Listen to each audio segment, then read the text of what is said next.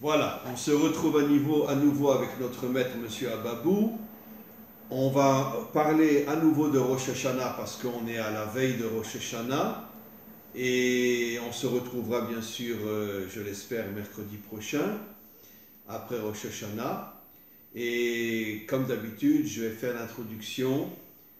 Et vous savez que nos maîtres nous disent que Rosh Hashanah, donc le nouvel an, est nommé Yom Adin, le jour du jugement. Et bien sûr, beaucoup de commentaires se posent la question, pourquoi le jour du jugement? C'est le premier jour d'année, ça devrait être un jour magnifique.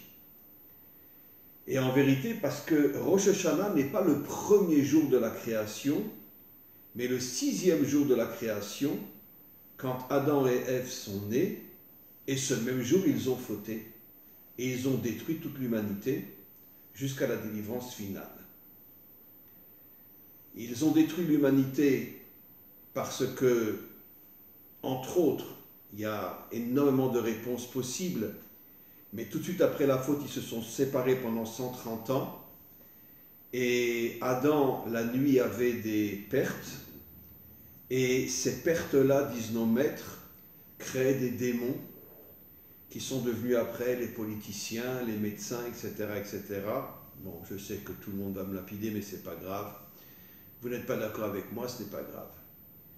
Mais quand je parle des médecins, bien sûr, il y a énormément de médecins extraordinaires. Je parle de ceux qui sont tout en haut, et je préfère même parler des firmes pharmaceutiques qui empoisonnent tous les médicaments pour limiter la population mondiale. Et ce sont des démons qui ne sont absolument pas des descendants d'Adam et Ève. Et comme on le sait, la majorité des créatures dans ce monde ne sont pas des descendants d'Adam et Ève. Et je voulais rajouter quelque chose, qu'en vérité, les deux arbres, ce sont des codes, c'est pas à prendre à la lettre, l'arbre de la vie et l'arbre de la connaissance, font allusion, dit le Ari Akadosh, à l'âme, l'arbre de la vie, car quand Dieu a soufflé la neshama dans le corps de l'homme, c'est marqué Nishmat Chaim, l'âme de vie, et la connaissance, c'est en vérité la déconnexion avec Hachem. Je sais, je suis un philosophe, je suis un scientifique, je suis un médecin, je suis un politicien, bref, je suis une crapule. Et donc l'arbre de la connaissance était censé représenter le corps, et l'âme de vie était dans le corps pour lui donner la vraie vie, pour qu'il n'y ait pas de mort. Malheureusement, le serpent, c'est aussi un code bien sûr, est arrivé à déconnecter le corps de l'âme. C'est pour ça que Dieu dit à Adam, si tu manges de cet arbre, tu vas mourir. La déconnexion entre l'âme et le corps. Et donc automatiquement, cette déconnexion fait que depuis des millénaires, l'homme vit au niveau de son corps. Certains reconnaissent aussi l'existence de l'âme, mais c'est dans l'église ou dans la synagogue. Ça veut dire pas dans la vie de tous les jours. La synagogue et l'église sont des lieux où finalement on croit qu'on retrouve Dieu, on vit une illusion totale, parce que Dieu se trouve dans ce monde, comme nos maîtres le disent. Toute la volonté de Dieu, c'est de se dévoiler dans ce monde, et pas dans une synagogue et pas dans une église. Ce ne sont que des fantasmes et des illusions. D'ailleurs, c'est pour ça que moi j'ai un mal fou à rentrer dans une synagogue, j'y arrive pas. C'est pour ça que je préfère aller au kotel, c'est pas une synagogue, et ça me donne beaucoup plus de force que de rentrer dans une synagogue. C'est comme si j'entrais dans une église. Il n'y a aucune différence pour moi entre une synagogue et une église, dans le sens que finalement on croit que Dieu se trouve là, mais il ne s'y trouve pas. Donc finalement, la faute de Adam qui a eu lieu à Rosh Hashanah a déconnecté le monde de la vie. Le monde est tombé dans la mort depuis des millénaires et des millénaires. Bien sûr, le Mashiach reconnectera l'arbre de la vie avec l'arbre de la connaissance, c'est-à-dire que la dimension essentielle de l'homme sera son âme, qui le connectera au maître du monde, qui sera roi sur toute la terre. Et donc c'est la raison pour laquelle ce jour-là est appelé Yom Adin, le jour du jugement, Parce qu'en vérité, à Rosh Hashanah, nous devons réparer, chacun d'entre nous à son niveau, nous devons essayer de réparer la faute de Adam. Je terminerai juste, avant de céder la parole à notre maître, c'est la raison pour laquelle on sonne du shofar. Shofar a la même valeur numérique que Yerushalayim, pour nous faire comprendre qu'au moment de la délivrance, Yerushalayim deviendra la capitale mondiale de l'humanité tout entière, où tous les peuples viendront à Jérusalem, viendront dans le 3e temple, qui sera un temple éternel, chacun avec sa vision des choses, bien sûr, il n'y aura pas d'uniformité, il y aura l'unité, c'est-à-dire le respect des différences, et tous les peuples auront leurs différences, auront leur caractère et leur manière de concevoir la divinité, et on les respectera tous. Et pourquoi? Parce que le Mashiach arrivera à éliminer tous les méchants de ce monde, c'est-à-dire les firmes pharmaceutiques, les politiciens, les milliardaires, etc., les mafionnaires.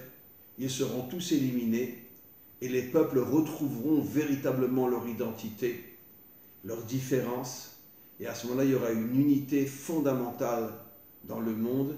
Et je cède maintenant la parole à notre maître. Bien. Chaim, merci. Je suis toujours très content, très heureux de vous avoir. Vous savez quel jour nous sommes aujourd'hui, en hébreu? Le 26? En hébreu, le 4, le Kaf et Be'eloul. Ah, Kaf et Be'eloul. Qu'est-ce qui s'est passé le Kaf Be'eloul? C'est le début de la création. Voilà, c'est le jour de la création. Donc c'est un très grand jour aujourd'hui. Oui. D'accord. Rav Chaim Azoulay, dans son livre, va parler de la nécessité, ce jour-là, d'allumer 5 bougies. Aujourd'hui? Oui, aujourd'hui. C'est dans le Or HaChaim, le livre du Rav Chaim Azoulay.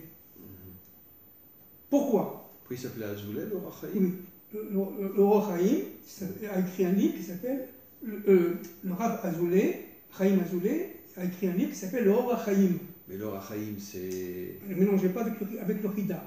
C'est deux choses différentes. Okay. Bon. Les 5 lumières, aujourd'hui, qui représentent la lettre E, ont été, si vous voulez, utilisées par Hachem pour créer le monde. Bien sûr. Et voilà. Le monde a été créé avec la lettre E, voilà, qui correspond à la Malchut, exactement, le monde d'en bas. Et comme on a dit l'autre fois, cette lettre E qui se retrouve dans notre monde, grâce au Vav, n'est-ce pas, eh bien, a été détériorée, déstructurée par la faute du serpent. Bien sûr. Et tout le travail de l'humain, je parle des gens, des êtres qui descendent d'Adam Arishon et de Chava, tous les êtres humains ont pour qui sont une minorité dans le monde. Oui, oui, qui sont de toute façon une minorité, ont pour dynamique de leur propre histoire la réparation. C'est pour ça qu'aujourd'hui, le Or HaChaim nous demande de bien manger, de manger du pain, de manger un bon repas. Oui, enfin, il faut savoir aujourd'hui que tous les produits sont empoisonnés par les firmes pharmaceutiques, etc. Alors, mais bon, c'est pas évident aujourd'hui. À son époque, oui, mais à notre époque, c'est très de manger très du pain, de manger du pain, de manger un bon repas, et surtout d'être en joie. Surtout d'être en joie aujourd'hui. C'est le Or HaChaim. Bon, pour un Sfarad, c'est facile, et pour un Ashkenaz, c'est très difficile. Alors, de toute façon, vous, dans votre extériorité, vous êtes Ashkenaz. Dans votre intériorité, vous êtes marocain. Voilà. Et moi, c'est le contraire. Oui. Bon, alors, ces 5 lumières proviennent évidemment de cette lumière, ce qu'on appelle le Or HaElyon, cette lumière initiatrice, immense, beaucoup plus forte que le soleil, n'est-ce pas? Et on va tout à l'heure parler du Rav Kook et la manière dont il conçoit la Teshuvah. Et cette lumière-là va descendre de proche en proche grâce à quoi? Et vous le savez évidemment, vous, Chaim, le Vav. Or, Rosh Hashanah, c'est le 6e jour après la création. Le Vav. C'est le Vav. C'est le jour où a été créé Adam Arishon. Alors, Adam Arishon, d'ailleurs, entre parenthèses, qui est lui aussi un Vav, qui représente donc Rosh Hashanah. Puisqu'il est droit lui aussi. Il est droit lui aussi. Il doit relier le ciel et la terre. Absolument. Alors, Rosh Hashanah, qu'est-ce que les c'est? pieds sur la terre Voilà. et connecté à Dieu. Voilà. Alors, qu'est-ce que c'est que Rosh Hashanah? Rosh Hashanah, c'est le jour relié au 6e jour de la création, n'est-ce pas, où Adam a été créé, où véritablement, à ce niveau-là, avant la faute, Adam avait la capacité de se relier, de se connecter au maître du monde et de réaliser sa volonté sur terre. Bien sûr. C'est ça le but, n'est-ce pas? Donc, Rosh Hashanah, c'est le jour qui nous rappelle, d'abord avant tout, que, avant la faute, il y avait une réalité qui était une réalité grandiose, une réalité souveraine. Dieu était maître de son propre histoire et Dieu était reconnu par Adam comme étant le roi de toute la création. Et le travail de l'homme était finalement de terminer la création. C'est ça. Exactement. Et nos maîtres disent, lui, il a commencé la création, mais c'est à l'homme de la terminer. Exactement. Dans le bon sens du terme, bien sûr. Alors, dans la Gemara, bon, ça je vais juste citer, dans la Gemara, c'est la Maseret Rosh Hashanah. Regardez ce qui est écrit. Dites devant moi, dit Dieu, n'est-ce pas? Dites devant moi, Malchuyot, Zichronot, Shofarot. Alors, bon, évidemment, c'est très connu, c'est très important ça. Qu'est-ce que c'est que la Malchuyot? Alors, Malchuyot, évidemment, c'est la Malchut. Le dévoilement de Dieu dans ce monde. Exactement, c'est toute la dynamique de l'histoire, Chaim, qui va permettre le dévoilement de Dieu dans son monde. C'est-à-dire qu'en fin de compte, oh, qu'est-ce que je suis content quand il va quitter l'église et la synagogue. Oh là là là là là. C'est-à-dire... On le verra dans la rue. Et on ne le verra plus à la synagogue. C'est-à-dire qu'en fin de compte, que dit la Gemara, la Maseret?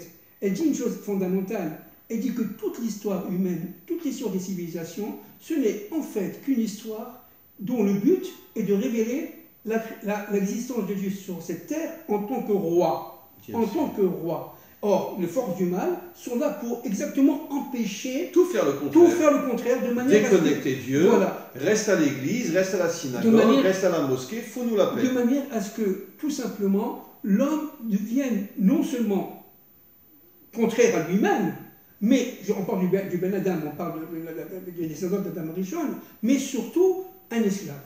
Un esclave de force. Au lieu d'être esclave de Dieu, il devient un esclave de force contraire. Maléfique. Il se croit avec Dieu dans la synagogue, ce qui est un pur fantasme, et quand il reprend le travail, il devient l'esclave des forces obscures. Oui, c'est ça. Alors, le problème, c'est comment, étant donné que cette dynamique de l'histoire, cette dynamique des civilisations porte tout simplement une pédagogie de l'histoire, comment arrivons-nous à ce sichronote? C'est quoi ce sichronote? Bon, évidemment, ça veut dire le souvenir. Mais souvenir, connexion à Dieu. Voilà, exactement. C'est pas le souvenir, je me rappelle que j'étais à la plage la semaine dernière, etc. C'est pas ça du tout. Ça, c'est l'extériorité du souvenir. Le souvenir, c'est dans l'intériorité de l'être. C'est-à-dire qu'il faut absolument pénétrer.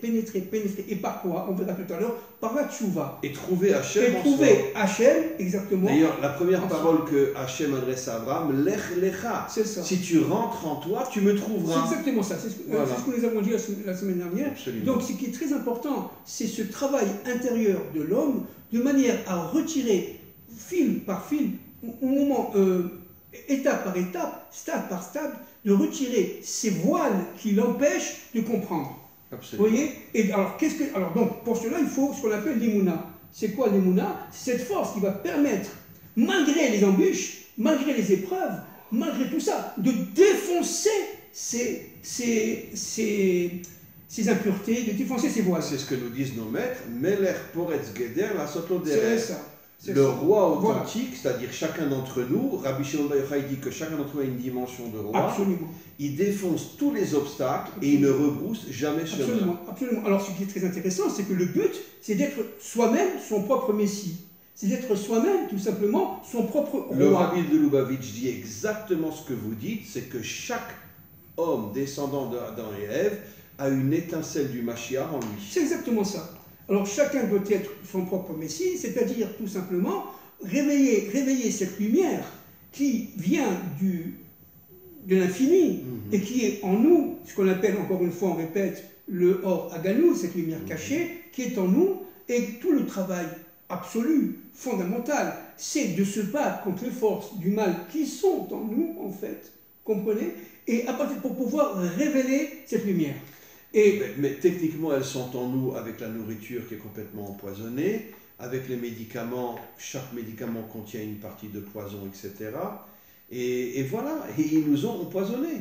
C'est-à-dire toutes les maladies, le cancer, le truc, les machins, qui sont des maladies qui ont été créées par les grandes firmes pharmaceutiques. Exactement. Et alors, ce qui est très intéressant de comprendre, c'est que ce travail qui prend toute une vie, qui prend même plusieurs vies, qui prend même plusieurs millénaires, que ce soit individuel comme collectif, ce travail est un travail qui est certes harassant, mais qui développe une joie intérieure, une lumière intérieure.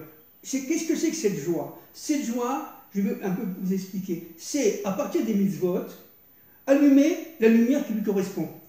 Vous comprenez? Par exemple, manger kasher, pour nous, les juifs, les hébreux, eh bien, c'est très important parce que ça nous permettra d'allumer certaines lumières en nous, etc., etc., etc. Toutes les mitzvot allument des lumières. Voilà. Alors, jusqu'à devenir tout lumière. Jusqu'à devenir tout lumière.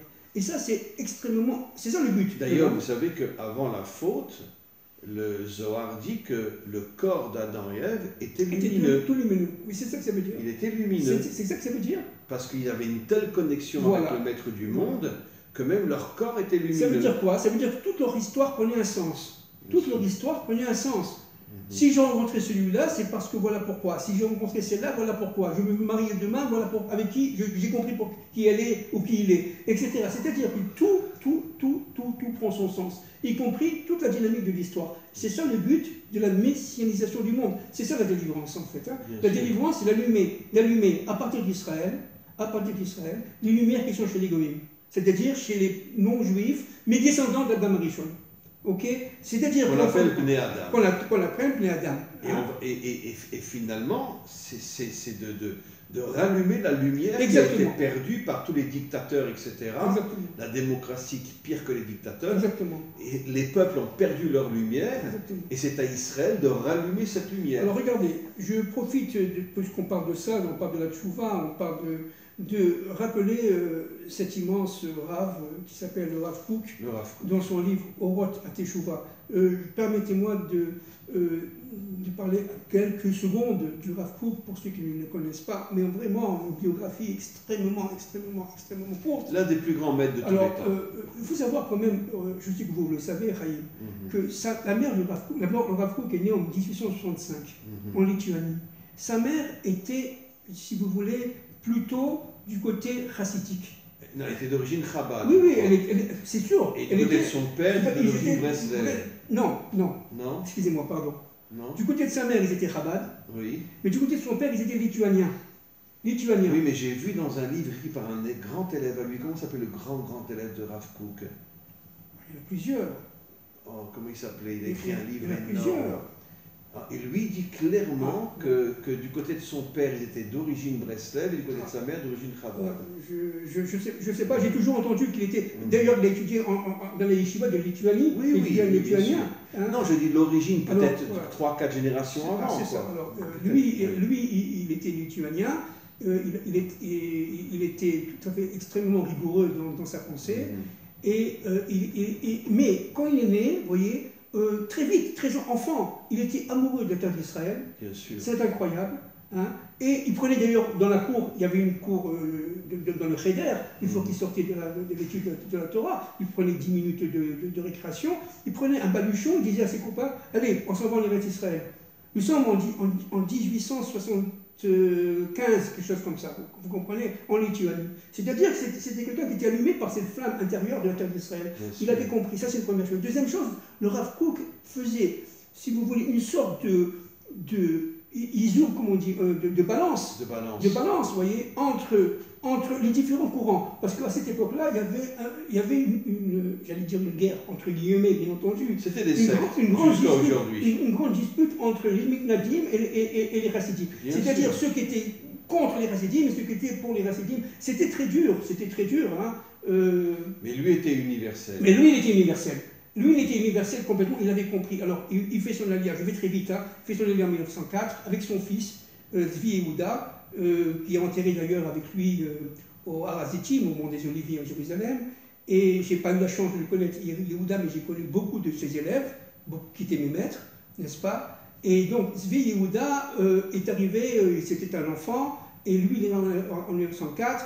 En 1910, il s'en va en Angleterre, parce que tout simplement, 1913, parce que tout simplement, il devait participer à une manifestation d'Agudat Israël à l'époque, parce que tout le problème, qu'est-ce qu'on fait avec cette tension entre les Mitnadim et les Chassidim? On n'en sort pas. Et c'est quoi le sionisme? Qu'est-ce que c'est que cette histoire de sionisme qui était à l'époque complètement nouveau? Bon, et les Chassidim et les Mitnadim étaient contre le sionisme. Oui, alors... Enfin, tous les religieux étaient contre le sionisme. Oui.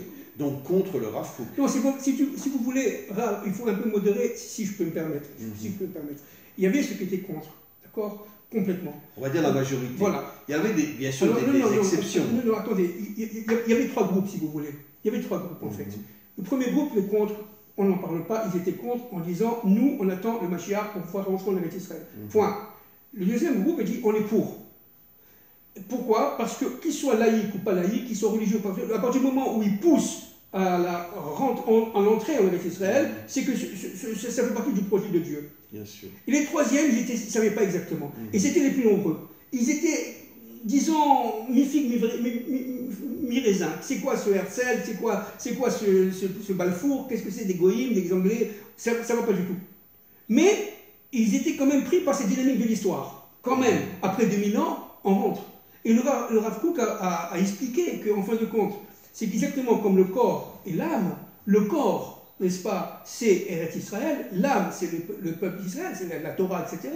Et bien pour cela, il faut absolument... L'union. Oui, l'union, mais d'abord, commencer à réparer le corps. Or, le corps... C'est la terre d'Israël. C'est la terre d'Israël. Donc, véritablement, le sionisme, il fait partie de ce qu'on appelle la massianisation. Au niveau du peuple d'Israël, la terre est son corps. Exactement. Alors, au niveau du sionisme, il s'agit absolument de dynamiser le Mashiach, le Messie, fils de Yosef. Et ça, c'est la position du Rav Kook, en quelques secondes, bien entendu. Il revient en 1921 en Eretz Israël, et il est nommé grand rabbin. D'Israël. Et bon, évidemment, malheureusement, il va à Yafo, etc. Il écrit énormément de livres, notamment dont le livre Orot HaTeshuvah. Orot HaTeshuvah... les lumières de la Teshuvah. Je vais en parler quelques minutes. C'est 17 chapitres. Et malheureusement, le Rav Cohen Kook décède en 1935. À Jérusalem, et son fils décède dans les années 1982, 83, et comme j'ai dit tout à l'heure, ils sont enterrés un côté de l'autre. Ce qui est très intéressant là, d'abord, je vais vous poser une question. Est-ce que vous savez de quoi parle Chaim, le premier chapitre de la Tchouva? J'ai déjà lu ce livre plusieurs fois, mais je ne saurais pas me souvenir exactement. Alors regardez. Vous qui êtes branché là-dessus, vous allez comprendre et vous allez frémir. Il dit que la Teshuvah commence par un corps sain. Mais oui, évidemment, on l'a souvent dit. Oui, attendez. Le Rav Kook dit que celui qui ne fait Teshuvah qu'avec son âme ne fait absolument pas Teshuvah. Il faut qu'il mange. Bien sûr, kasher, on parle des juifs là. Et kasher, il faut absolument qu'il fasse attention à ce qu'il mange. On revient à ce qu'on a dit tout à l'heure. Et surtout, ça va vous faire plaisir, Chaim. Il doit faire du sport. Bien sûr. Mais du sport à un haut niveau. C'est Bien le Rav sûr. Kook. Il dit c'est la première condition de la Teshuvah. Une âme sainte dans Voilà, un corps saint. un corps saint dans une âme sainte. Mhm. C'est complètement fou. Alors, ça paraît C'est le complètement... seul qui a dit ça. Oui, c'est le seul. Aucun autre rave dira qu'il faut renforcer son corps pour faire Teshuvah. Absolument. Il dit que si vous ne renforcez pas votre corps, et notamment par le sport, et vous n'avez aucune chance de faire Teshuvah, de commencer même la Teshuvah. Bien sûr. Comprenez? Alors regardez, je vais lire là, et je vais essayer de commenter par rapport à Rosh Hashanah. Bon, ça a été traduit par notre maître Manitou. Hein, notre maître Manitou, Zichrono Tzadik Libracha. Regardez ce que dit le Rav Kook dans le chapitre 2, je pense. Tout par la tchouva revient à l'être divin. Car, en fait, la force de la tchouva régit tous les mondes. Aussi, tout finit-il par se lier à la plénitude divine. C'est-à-dire qu'en fin de compte, c'est quoi la tchouva? C'est cette force absolue, qui permet fondamentalement d'atteindre l'essence même des choses. Mais, encore une fois, l'intériorité du monde. Et il précise bien que ce soit individuel ou que ce soit collectif. Bien sûr. D'accord? La tchouva nationale est aussi, même plus importante que la tchouva individuelle. Malheureusement, dans les synagogues, on ne parle que de la tchouva individuelle et très rarement de la tchouva collective. Or, il dit qu'en fin de compte, regardez ce qu'il dit, n'est-ce pas? Regardez ce qu'il dit. L'univers, dans le chapitre 4, l'univers tout entier, comme chaque être particulier, l'histoire universelle, comme celle de chaque homme, doivent s'inscrire dans un même regard. Vous voyez, tel un thème unique aux articulations diverses. Alors, la lumière de la connaissance qui mène à la tchouva est prompte à apparaître. C'est-à-dire qu'en fin de compte, pour le Rav Kook et évidemment pour l'ensemble de nos maîtres, on ne peut pas faire tchouva sans étudier. Vraiment. C'est la connaissance, Chaim, qui est la condition absolue. Ce sont les mitzvot, mais les mitzvot par l'étude, à travers la connaissance de la Torah. La force de la Torah, c'est qu'elle donne vie à l'être voilà. humain. Ce n'est pas seulement une connaissance philosophique. Bien sûr. C'est-à-dire que quand tu étudies la Torah, tu reçois des énergies de vie dans ton corps. Absolument. Alors ce qui est, encore une fois, extrêmement saisissant là-dessus, c'est qu'il s'agit de l'universel. Il a bien précisé. Il ne s'agit pas seulement du peuple juif de retour sur sa terre, il s'agit de l'universel. C'est-à-dire que l'universel a cette capacité absolue par la tchouva, de revenir à lui-même et tout simplement de comprendre. Il le dit après, c'est inimaginable, je ne sais pas si on aura le temps de le dire, mais enfin, en tout cas, je vais le dire, regardez, il dit qu'après, en fin de compte, l'homme va prendre conscience qu'il a été déraciné des vignes fécondes pour nous précipiter dans les champs étrangers. C'est-à-dire qu'en fin de compte, les forces du mal vont tout faire pour nous empêcher. Voyez, déraciner. Voilà, exactement. Absolument. Voilà, regardez. Où il n'est pour nous. D'ailleurs, les racines sont cachées dans la terre. Exactement. Les racines, c'est l'intériorité de l'homme. C'est ça. Donc le mal fait tout pour nous déraciner de notre intériorité. Regardez ce que dit le Rav Kook. C'est très important. Cette détresse, parce qu'il va y avoir la détresse à la fin des temps de l'histoire, on le vit maintenant, n'est-ce pas? Indicible, éclairera un jour avec force, entraînant un réveil de l'intelligence. Et il parle de l'universel, il ne parle pas seulement du peuple juif. Hein? Alors, attentifs et prudents, nous devons élucider ce que nous pouvons retenir de tous ces voies d'erreur, où nous avions échoué. C'est-à-dire qu'en fin de compte, on va comprendre qu'en fin de compte, on arrive dans un mur, on arrive dans une impasse absolue.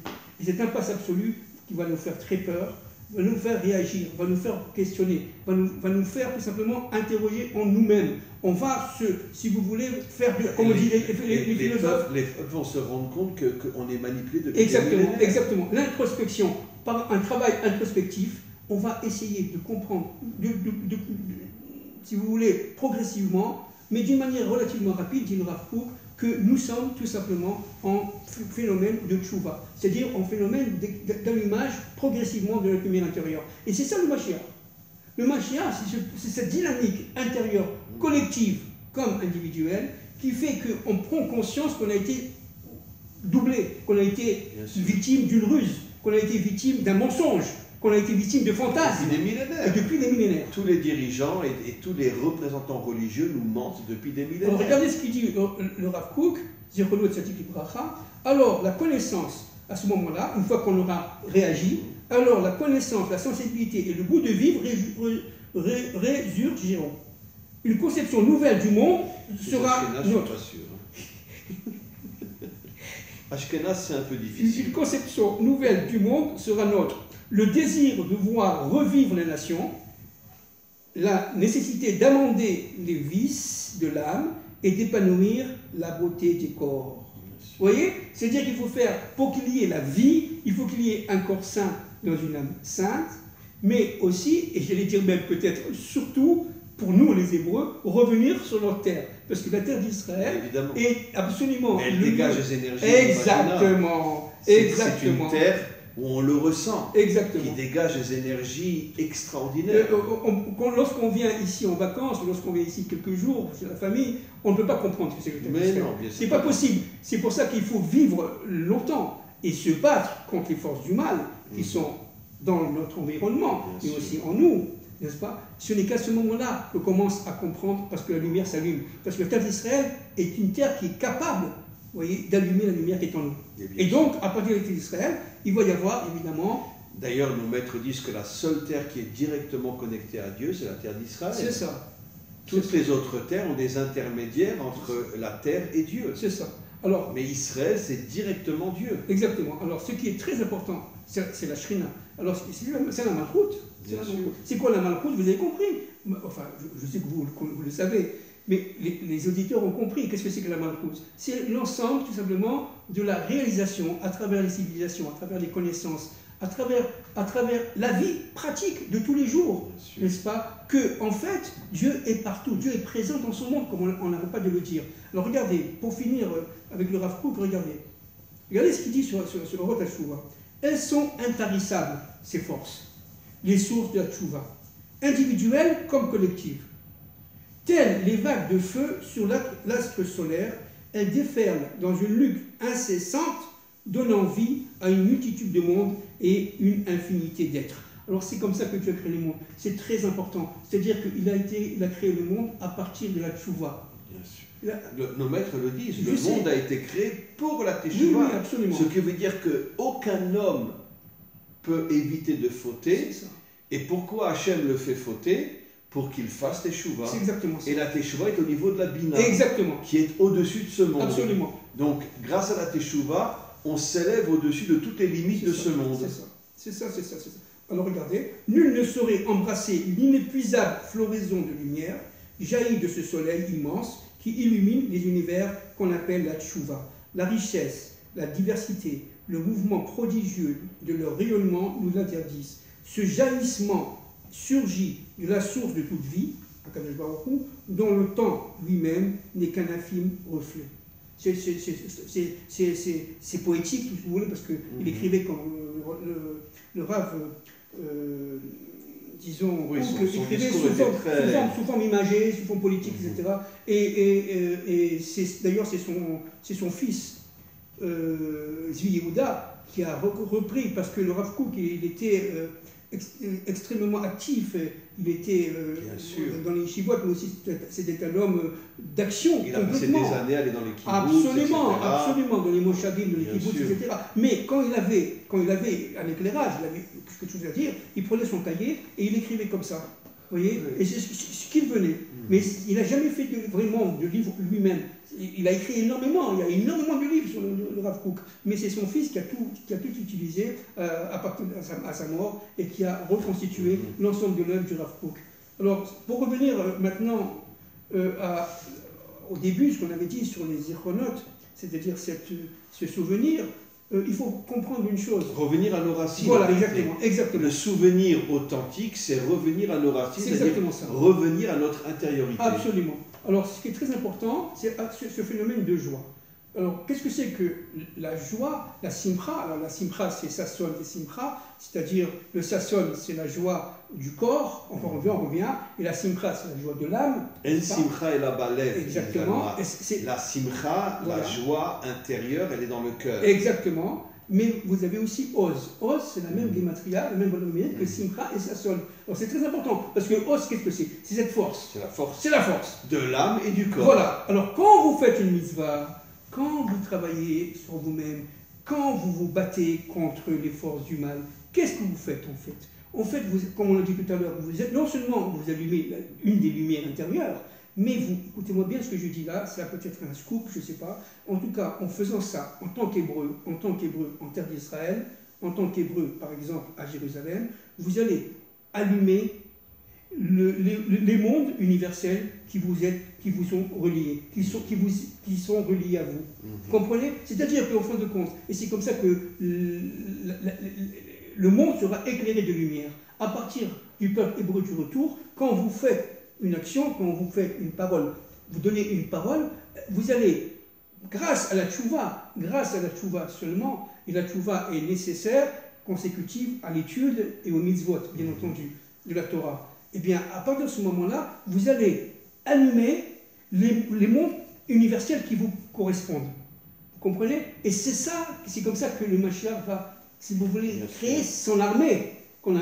Cette armée de combattants qui vont comprendre parce qu'ils ont la flamme en eux, n'est-ce pas, et qui vont complètement... Maintenant, vous avez se réunir parce que l'union, non seulement la joie, c'est fondamental, mais l'union. Qu'est-ce que c'est que l'union? Comme vous dites. L'unité. C'est l'unité, comme vous le dites le respect des contraires, c'est-à-dire le fait que vous pouvez ne pas être d'accord avec quelqu'un, mais vous respectez qui il est. Bien sûr. Et réciproquement. Alors, mais à partir de ce moment-là, vous comprenez qu'il y a un puzzle général qui se fait dans le monde entier, dont toutes les forces universelles, descendant d'Adam Rishon, n'est-ce pas? Et qu'à partir de ce moment-là, Adam Rishon se reconstitue avec Rava et forme le Mashiach. Oui, puisque c'est le Gilgoul, c'est la réincarnation de Adam et Ève. Voilà. Le Mashiach et son épouse, c'est la réincarnation de Adam et Ève qui viennent pour réparer la faute. Exactement. C'est ça la délivrance. Absolument. Et le shofar, maintenant, on vient au Yom HaTeruah, c'est-à-dire, qu'est-ce que c'est que cette histoire de shofar? Évidemment, il y a énormément, les codes du bélier, Abraham Avinu a pris la corne gauche parce que pendant toute l'histoire, c'est la raison qui va dominer, et le Mashiach, et tandis que le Mashiach, c'est la tuition, c'est dans la corne droite. Bon, évidemment, tout ça, on peut dire cela à l'infini, c'est énorme, mais il faut comprendre une chose, quand même, regardez, n'est-ce pas, c'est que un corps droit, une corne de bélier, un chauffard droit n'est pas cachère. Il faut qu'il soit un peu tordu. C'est très important. Pourquoi? Parce que l'homme doit se recroqueviller devant la présence divine. Il doit se recroqueviller. Le chauffard fait allusion à l'humilité de l'homme. C'est très très important. Parce que si un homme il a encore un soupçon d'ego, il n'est pas cachère. Il n'est pas cachère. Donc c'est très compliqué de trouver un vrai sonneur de chauffard. Entre parenthèses. Il y a énormément d'halachot, il y a énormément de lois qui font que les véritables... Il ne s'agit pas de bien savoir chonner ou chonner fort, etc. C'est pas ça du tout. Il faut être un homme humble. Voilà, il faut arriver à un niveau d'humilité tel qu'on s'efface devant cette voix du chauffard, devant Dieu. Parce que le son qui sort du chauffard, c'est le son de votre intériorité. Là. Bien sûr. Vous comprenez? C'est le son de notre intériorité. Ça veut dire qui tu es exactement. C'est le col. C'est le col. Et le col représente Tiferet, l'union des contraires. Exactement. C'est pour ça que, en prenant un sonneur, entre guillemets, de chauffard cachère, c'est-à-dire droit, moral, connaissant les halachot, et surtout humble, parce que pour être humble, il faut d'abord passer par toutes ces conditions-là, n'est-ce pas? Sans un gramme d'ego, en disant je suis un bon, je sais chauffer du chauffard, il me faut une paye d'ailleurs, donne-moi un peu d'argent parce que sans moi, c'est fini. C'est fini parce que il ne faut même pas écouter parce que c'est pas ça. Il faut écouter un chauffard humble et c'est-à-dire qui va comment dirais-je, courber devant la parole de Dieu. Et pour que le message passe. Mais alors ça, c'est très, très, très intéressant. Maintenant, le Maharal de Prague, dans son livre Ridouché à Gadot, le livre Ridouché à Gadot, je l'ai étudié pas mal de temps il y a quelques années. Si vous voulez, ça explique les pensées profondes de la Gemara. Vous voyez? Et donc c'est très très important. Le Maharal de Prague évidemment, dans ce livre, l'Etzar Israël, etc., va parler surtout de cette voie Tiferet, ça veut dire l'union des contraires. Et le Maral. Yaakov, c'est Tiferet, l'union des contraires. Exactement. Ces deux femmes, une était la Bina, l'autre la Malchut, le monde d'en haut et le monde d'en bas. Exactement. Donc, que dit le Maral de Prague par rapport à la Malchut, Zichronot et Shofarot, c'est-à-dire à la royauté, au souvenir et à la compte de bélier. Il dit une chose très intéressante. Il dit que tous les trois sont liés. Bien sûr. Complètement. C'est-à-dire que si... Yerushalayim sera la capitale de l'humanité tout entière. Exactement. Donc, le lien des différences. Exactement. Zichronot, tu quittes ton extériorité, tu rentres dans ton intériorité. Exactement. Pour qu'il y ait l'union entre l'extériorité et l'intériorité. Et Shofarot, c'est exactement ça. C'est quoi le shofar? C'est aussi l'union des contraires, puisqu'on fait trois sons très différents. Tout. Ça veut dire trois types de sons qui sont complètement différents. Donc c'est aussi l'union des contraires. Absolument. Absolument. Et il nous est demandé d'être extrêmement concentrés pendant le son du shofar à Rosh Hashanah. C'est très très important parce que si vous pensez à autre chose, oui, là-bas.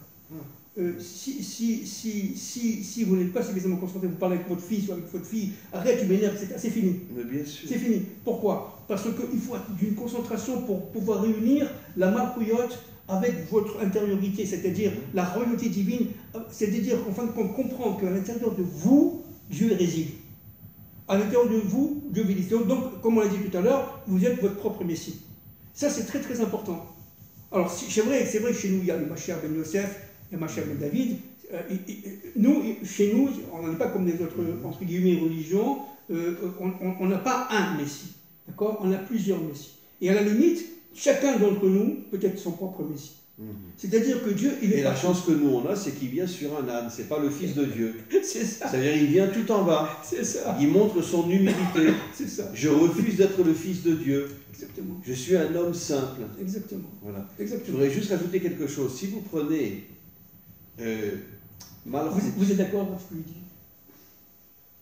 Malchut, Zichronot, Shofar, les trois premières lettres, 347. Ça fait quoi 347?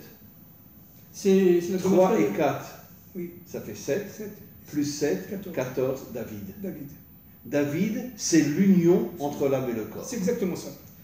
L'union entre l'âme et le corps. Exactement ça. Ça veut dire que les trois premières lettres de ces trois choses font allusion à David, qui est le modèle de l'union entre le monde d'en haut et le monde d'en bas. Un homme d'une spiritualité infinie et en même temps un combattant qui se bat contre les forces du mal. Vous vous rendez compte que le roi David, lorsque son fils a voulu prendre sa place, le tuer, il l'a sauvé. Il l'a sauvé. Vous vous rendez compte? Il l'a sorti de l'enfer. Alors que son fils descendait d'une Goya. Bien sûr. Hein? Converti. Et fait, hein? Bon. Voilà.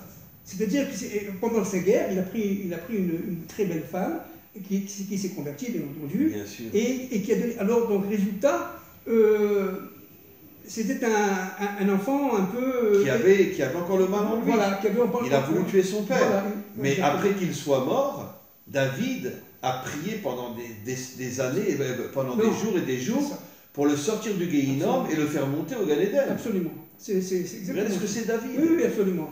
Donc, son fils veut le tuer, il le sauve. Oui. Donc, alors cette personne-là, qui reviendra évidemment dans le Nefesh du Mashiach, dans le Nefesh du Mashiach, par la Malchut, eh bien, c'est un phénomène non seulement de vaillance. Et le Mashiach s'appelle Ben David, bien sûr. Alors qu'il y a des millénaires de différence entre eux. Pourquoi on appelle Ben David? Pour dire que David est son modèle. Absolument. L'union entre le corps et l'âme. Et la Neshama, le Nefesh de David va venir Mais évidemment.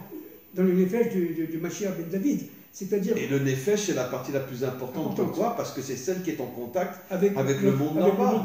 Avec le monde d'en bas. Bien sûr.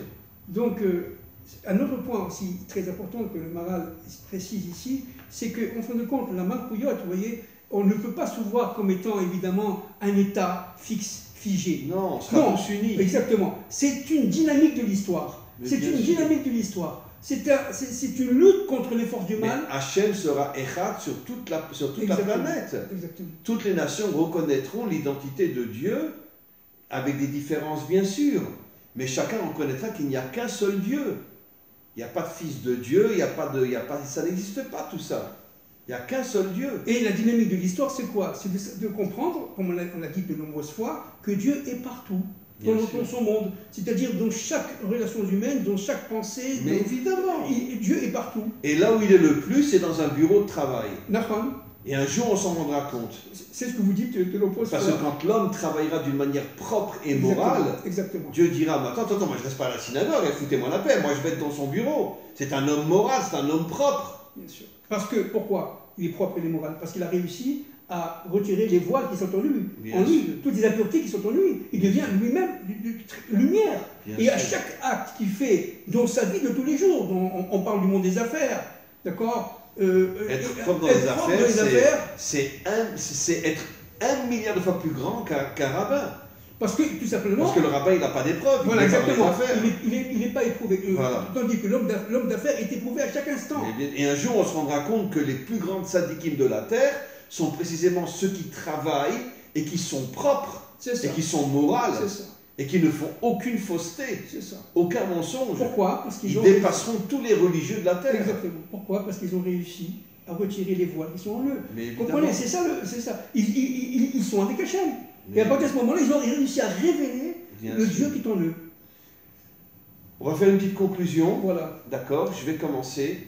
Mes amis, Rosh Hashanah, c'est le jour de la création du monde. Je sais que beaucoup de rabbinim n'accepteront pas ce que je dis, mais je suis tellement fier d'être anti-système. Je m'adresse au Bnei Adam. Sachez, mes amis, que la création n'était pas que pour les Juifs. Bien sûr. La création était pour tous ceux qui allaient devenir les descendants d'Adam et Ève. Donc je vous conseille véritablement de respecter Rosh Hashanah. Si vous pouvez aller dans une synagogue et entendre le chauffard, allez-y, d'accord? Et les hommes, mettez une kippa sur la tête comme ça, ils vous laisseront rentrer. C'est nouveau ça, c'est révolutionnaire ce que vous dites. Ah mais je suis 100% sûr que j'ai raison, d'accord? Je vous ai déjà dit, vous savez, les milliers de non-juifs qui mangent kasher aujourd'hui, les milliers de non-juifs qui se circoncisent aujourd'hui, depuis qu'ils écoutent la Torah, c'est inimaginable. Donc, Rosh Hashanah n'est pas la fête juive. Rosh Hashanah est une fête universelle. Universelle, absolument. Et donc, essayez d'entendre le son du chauffard, essayez de faire un bon repas de fête le jour de Rosh Hashanah. Il y a 2 jours de Rosh Hashanah. Ça va tomber lundi, enfin, ça commence dimanche soir, lundi et mardi. Vous savez pourquoi il y a 2 jours? Comment? Vous savez pourquoi il y a 2 jours? Mais pour Israël et les nations. Voilà, mais évidemment, Israël et les nations. Exactement, le couple Israël-nation. Mais évidemment, Israël-nation. Et d'ailleurs, Olam Chesed Yibané.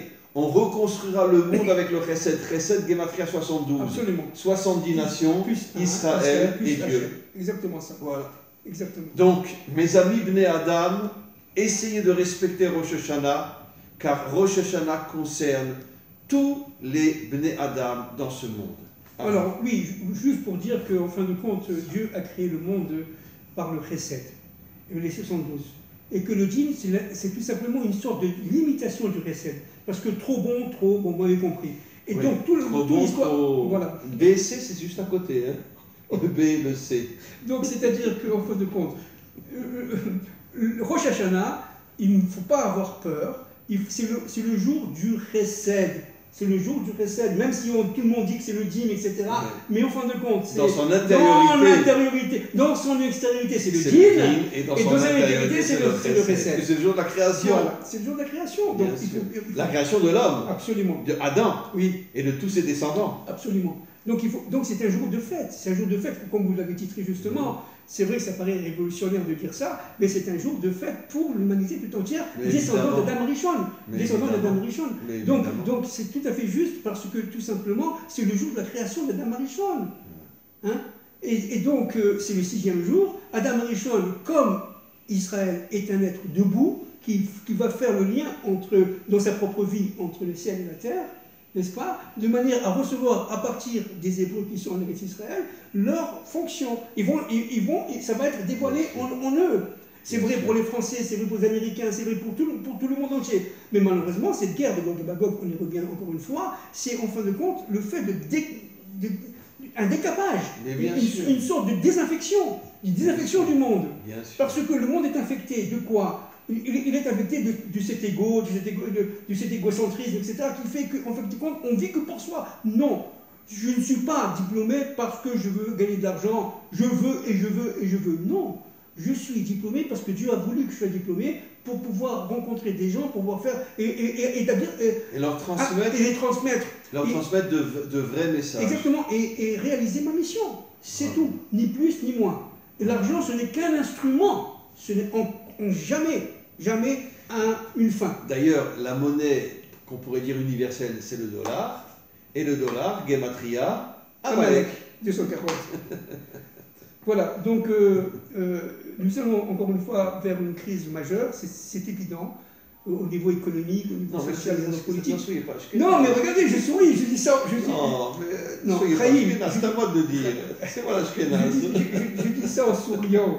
Pourquoi? Parce que nous avons encore une fois cette émouna, j'aime pas ce mot foi. On va gagner. J'aime pas ce mot foi. On a une émouna qui veut dire foi en français, n'est-ce pas? Mais on va gagner, on va réussir. Mais évidemment qu'on va gagner. Le Mashiach se dévoilera pendant la guerre de Gog. Mais bien sûr, on va être minoritaire, mais une minorité d'action, de feu, de combat. Vous comprenez? Comme dit pour finir le Rav Kook, n'est-ce pas? Il faut absolument développer à l'intérieur de soi-même son côté universel. Absolument. Voilà. Merci beaucoup, cher ami. On se retrouve mercredi prochain. On verra sur quel sujet on va parler. Ah, peut-être sur Yom Kippour, tiens. Ah ouais, on va parler sur Yom Kippour, puisqu'on sera la veille de Yom Kippour. Avec plaisir. Donc on parlera sur Yom Kippour. Avec plaisir. Voilà. Voilà. Merci beaucoup. Et n'oubliez pas, les Bnei Adam, respectez Rosh Hashanah.